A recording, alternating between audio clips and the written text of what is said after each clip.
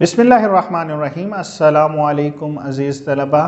Bank reconciliation statement के topic पे हम लोग बात कर रहे हैं और इसी सिलसिले को हम आगे बढ़ाते हैं। लास्ट लेक्चर में हमने बैंक रिकॉन्सिलेशन स्टेटमेंट बनाने के लिए चंद सिंपल टिप्स या रूल्स जो है वो सीखे थे। आज के इस लेक्चर में हम बुनियादी तौर पर देखेंगे कि प्रैक्टिकली हम लोग किस तरह से बैंक रिकॉन्सिलेशन स्टेटमेंट जो है वो तैयार करते हैं। जैसा कि हम सीख चुके हैं कि बुनियादी तौर पर हमारे पास दो रिकॉर्ड्स होते हैं। एक हमारा कैश बुक होती है या अकाउंटिंग रिकॉर्ड कहलाता है, वो आपको शो हो रहा है, और दूसरा हमारा बैंक का रिकॉर्ड होता है जिसे हम बैंक स्टेटमेंट या पासबुक बनाते हैं, वो भी आपके सामने शो हो रही है। अब इन दोनों को हमने कंपेयर करना होता है, कॉन्साइल करना होता है, देखना होता है कि ये एक जैसी हैं या नहीं हैं, और डिस्क्रिपेंसीज फाइंड आउट करनी होती हैं। यानी कि वो आइटम जो कैश बुक में तो इंटर हुए हुए हैं लेकिन बैंक स्टेटमेंट में इंटर नहीं हुए, या बैंक स्टेटमेंट में तो इंटर हुए हुए हैं लेकिन उनकी कोई भी एंट्री कैश बुक में मौजूद नहीं है। अब हम डेबिट साइड को क्रेडिट साइड के साथ कंपेयर करते हैं, क्योंकि हम सीख चुके हैं कि जो भी आइटम कैश बुक में एज ए डेबिट शो होगा वो बैंक स्टेटमेंट में एज ए क्रेडिट शो होगा।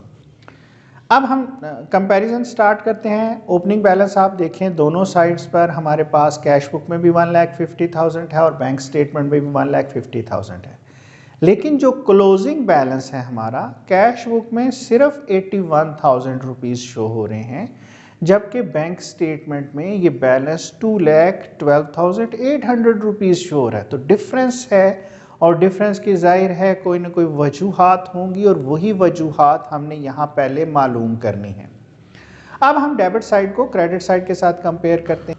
तो कैश बुक की डेबिट साइड पे 3 ट्रांजैक्शन, 12 तारीख की एंट्री है, एक 13 तारीख की, 15 तारीख की है। ये बेसिकली डिपॉजिट्स हैं जो बैंक में आपने शो किए हैं। ये तीनों की तीनों डिपॉजिट्स जो हैं वो हमारे पास बैंक स्टेटमेंट में शो हो रही हैं, लेकिन जो हमारी ट्रांजैक्शन 75,000 की है, जो आर एंड कंपनी से हमने चेक लेकर बैंक में डिपॉजिट करवाया है 20 जो डेट है उसमें, वो हमारे पास जो बैंक स्टेटमेंट है उसमें शो नहीं हो रहा। इट मीन्स ये अभी तक क्लियर नहीं हो के आ सका, कोई भी वजूहात हो सकती हैं, अभी तक हमारे पास कैश नहीं आई है या हमारे अकाउंट में वो कैश उस चेक की क्लियर होके नहीं आई, तो ये रिकॉर्ड नहीं है। तो एक डिस्क्रिपेंसी तो ये हो गई। उसके बाद एक ट्रांजैक्शन और लिखी हुई है 80,000 की, जो कैश सेल्स की है, ये भी हमें बैंक स्टेटमेंट में नज़र आ रही है। दूसरी तरफ अगर हम गौर करते हैं तो बैंक स्टेटमेंट की क्रेडिट साइड पे भी हमें दो आइटम ऐसे नज़र आ रहे हैं जिनका कोई भी रिकॉर्ड कैश बुक में मौजूद नहीं है। एक डिविडेंड कलेक्टेड है और दूसरी हमारी ऑनलाइन रिसीट्स हैं, क्योंकि ये डायरेक्ट बैंक ने कलेक्ट किए और बैंक में आए, तो बैंक ने रिकॉर्ड उसका जो है वो कर लिया है उनको रिकॉर्ड, लेकिन हम उन्हें कैश बुक में रिकॉर्ड नहीं कर सके। तो 3 डिस्क्रिपेंसीज हमने फाइंड आउट कर ली। एक आइटम ऐसा है जो कैश बुक में लिखा हुआ है लेकिन बैंक स्टेटमेंट में नहीं लिखा हुआ, और 2 आइटम ऐसे हैं जो बैंक स्टेटमेंट में लिखे हुए हैं लेकिन कैश बुक में नहीं लिखे हुए। अब हम क्रेडिट साइड को डेबिट साइड के साथ कंपेयर करेंगे। यहाँ पर भी हम उसी तरह से डिस्क्रिपेंसीज जो है वो फाइंड आउट करेंगे। अब देखेंगे क्रेडिट साइड पे भी पहली जो 3 ट्रांजैक्शंस हैं वो तीनों की तीनों हमें बैंक स्टेटमेंट में शो हो रही हैं। उसमें एक 50,000 की है, एक 1,20,000 की है, एक जो है वो 72,000 की ट्रांजैक्शन है। एक ट्रांजैक्शन उसमें हमें नज़र आ रही है कि जो हमने एम एंड कंपनी को चेक दिया है 1,52,000 का, वो हमारे पास कैश बुक में है लेकिन उसकी कोई भी रिकॉर्ड बैंक स्टेटमेंट में मौजूद नहीं है। इसका मतलब है कि अभी तक एम एंड कंपनी ने वो चेक बैंक से क्लियर नहीं करवाया। वो हमारा दूसरे लफ्ज़ों में आप ये कह सकते हैं कि आउटस्टैंडिंग चेक है जिस पर अभी बैंक ने पेमेंट नहीं की और अभी बैंक ने पेमेंट जो है वो करनी है।